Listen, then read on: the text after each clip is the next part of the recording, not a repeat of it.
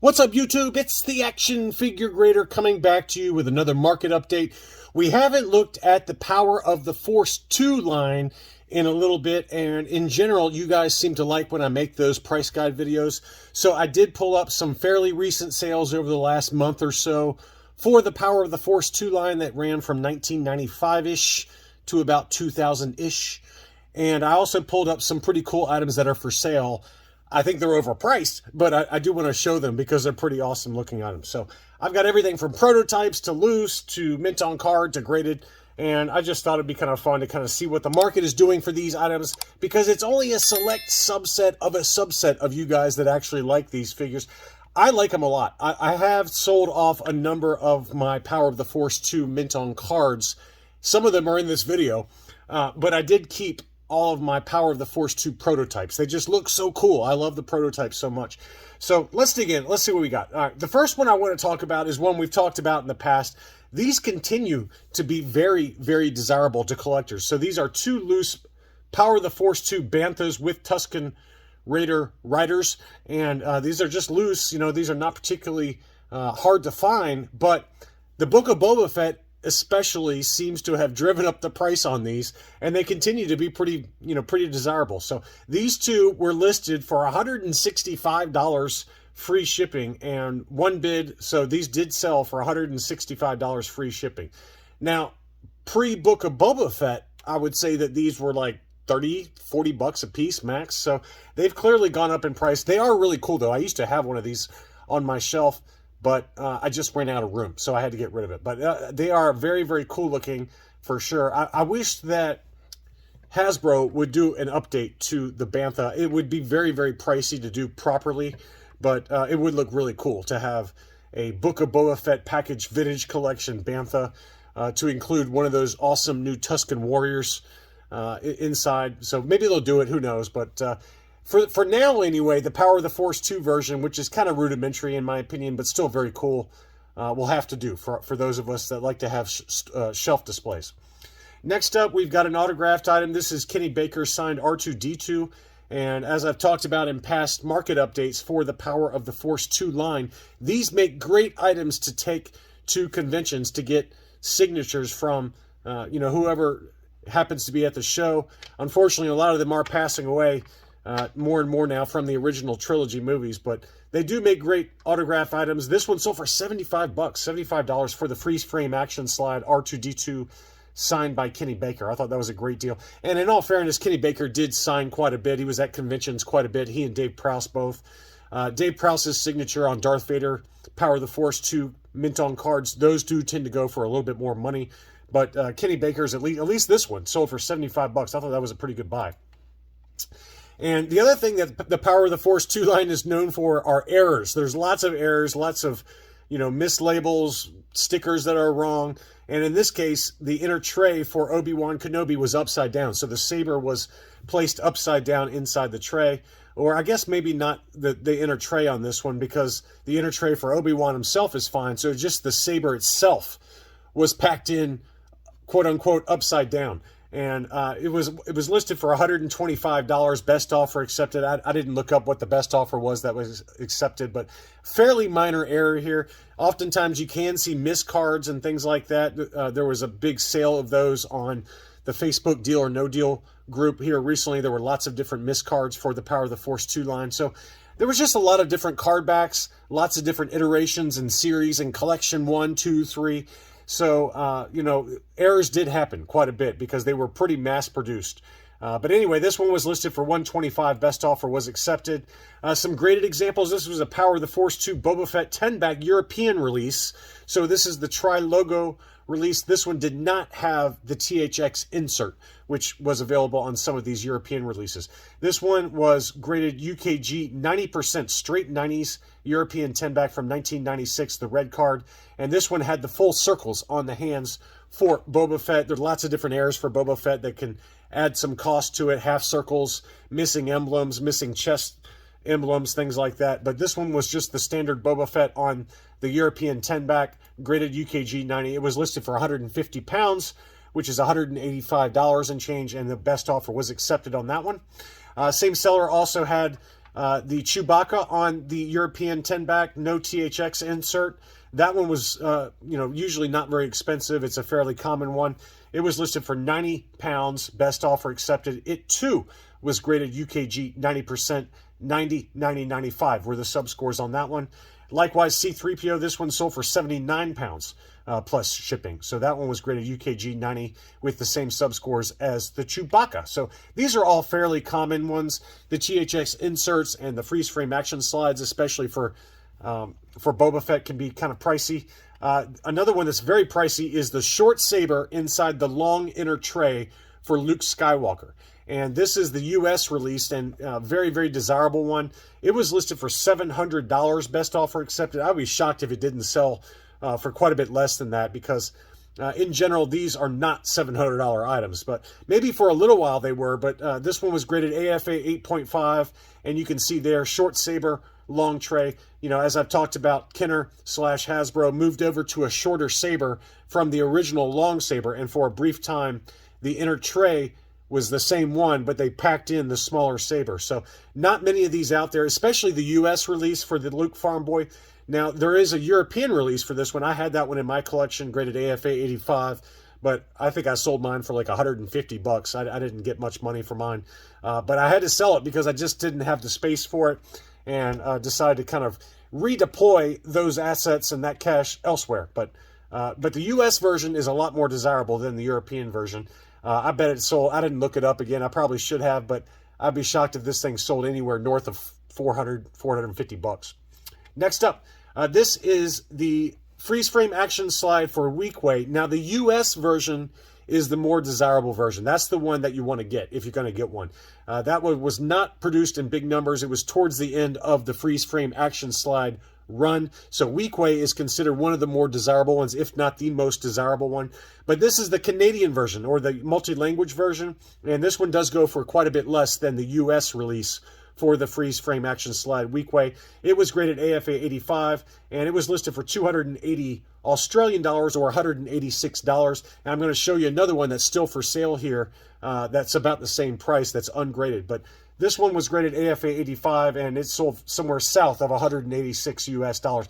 Now, the US version is a different story. I had an AFA 85 plus example that I sold privately on through a contact on Facebook, and I think I sold mine for $350 to $375. But that's the US version. It was graded AFA 85 plus, and it was nice. I didn't get. I think I sold it for about what I paid for it, but in general, that one is considered a lot more desirable than this Canadian multi-language version. Next up is Boba Fett. This was just the standard US release for the freeze frame action slide. It was graded AFA 9.0 on the modern scale.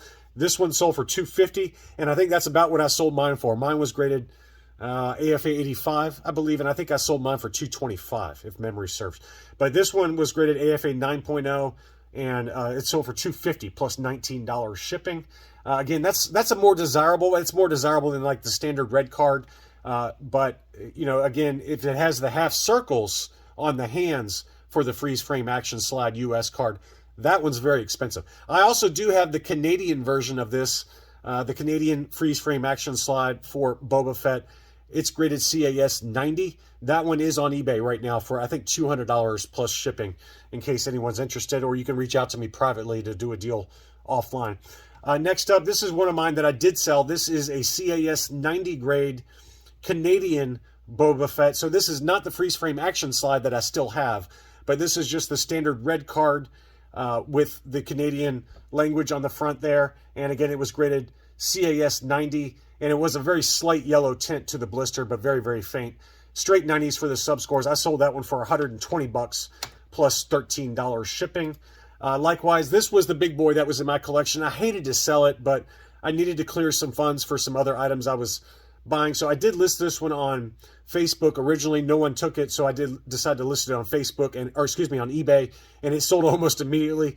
And that's the very tough to find Italian gig mint on card Boba Fett, signed by Jeremy Bulloch. And this one had the signature series label from CAS, where the autograph is authenticated. It was graded 85, 85, 85, 90 were the subscores. I sold that for $440 plus $16 shipping. I hated to sell that one because it is a beauty, but needs are a must, and I had to clear up some funds to pay some other bills. So I hope the new buyer likes it. He told me he received it, was very happy with it, but I didn't want to sell it, but I think it was the right thing to do, and I'm glad it went to a collector that could enjoy it more than I did.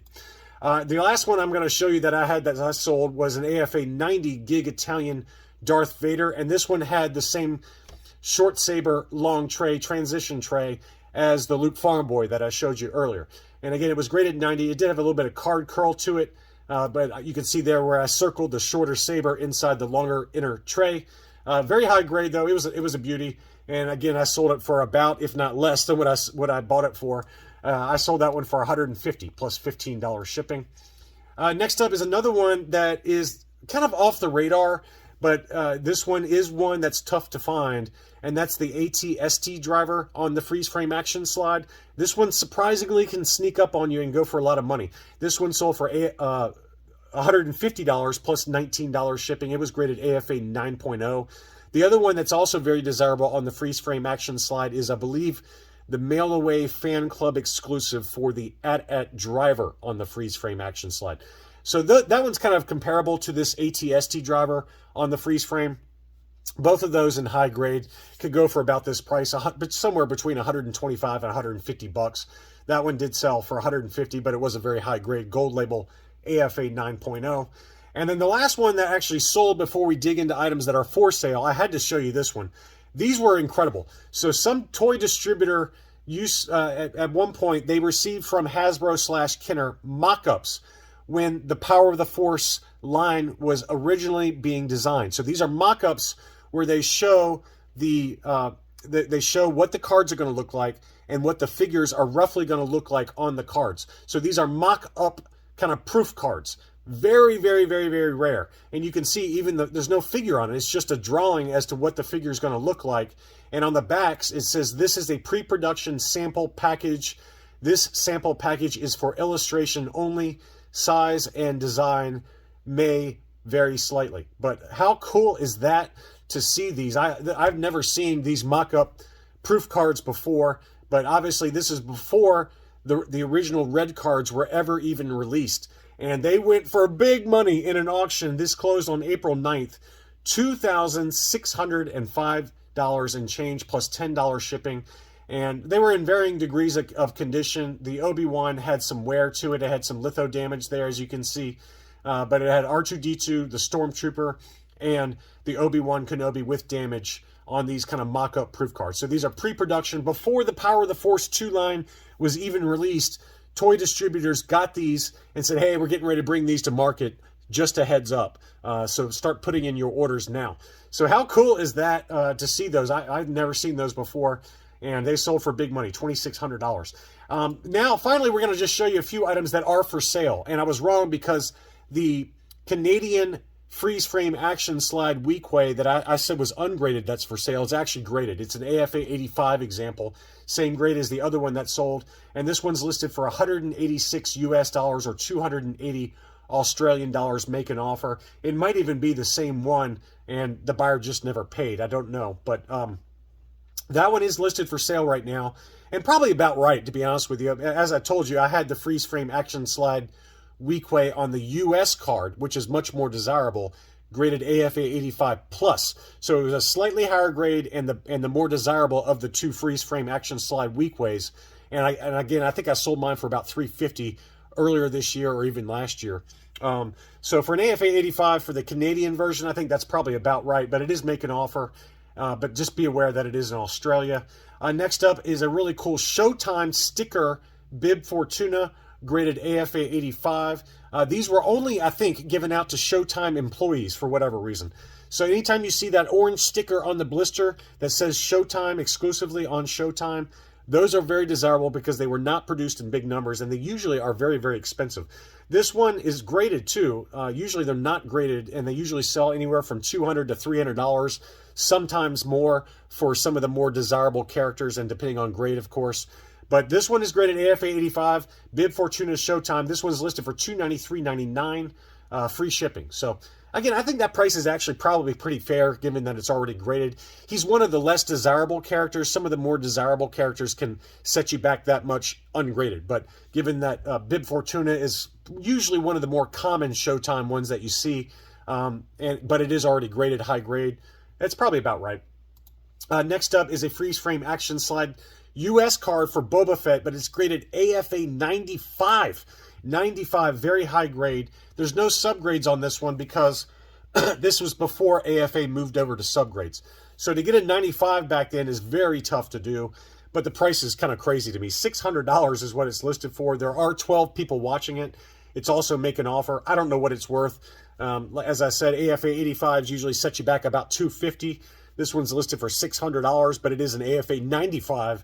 Very high grade, probably the highest graded one on the population. A couple of prototype items. This is a prototype first shot Lando Calrissian in his skiff guard disguise, and it includes a prototype weapon and 3 prototype helmets. So unpainted, kind of a first shot prototype. This is what the final product looks like, so you can see how it looks there. That's a very cool item, and there's 7 people watching this right now. It's listed for 450 pounds, which is $560 US. Again, I don't know what this is worth, but most prototypes, even complete, usually set you back anywhere from $300 to $400. But this one does include 3 prototype helmets, as well as the vibro axe. So it's not too far off of value, I would think, but I would think it's probably closer to $400. But very cool looking item there. Next up is a pre-production sign-off sample for the red card C-3PO. This has got the THX insert inside, and that one is listed for $1,400. That's way too high. It's not worth that, but I wanted to at least show it because it's kind of cool. This has got the Japanese writing on the back as well as the THX insert, but you can see there it's got the Hasbro Far East Operations sign-off sticker plastered onto the front. So it's a cool engineering sample. Again, it's not worth $1,400. It's probably not even worth $400 in my opinion, but very cool to see that one for sale. And then finally, this is probably the rarest of the items that we're looking at. This is a Power of the Force 2 Princess Leia Ewok Celebration first shot prototype. Now, we documented one of these that sold at auction last year on eBay, and I remember the price. It was around between $1,100 and $1,400, somewhere in that ballpark. I know it was over $1,000. So $2,500 is way too much, but this is absolutely a first shot prototype, and for whatever reason, the Princess Leia first shot prototypes, with the exception maybe a Boba Fett or like a Luke Farm Boy, these always go for extremely high money. I think this one's overpriced by about double personally. I think it's probably worth more like $1,100 to $1,200, but it is making an offer. But I wanted to at least show it because it's the first time I've seen one of these in over a year listed on eBay. And this one does have the date stamps on there, so it's a first shot prototype, unpainted. So pretty cool looking item. I hope you enjoyed this look at items that are for sale, as well as at items that did sell for the Power of the Force 2 line. Thanks again for watching, and I'll be back soon.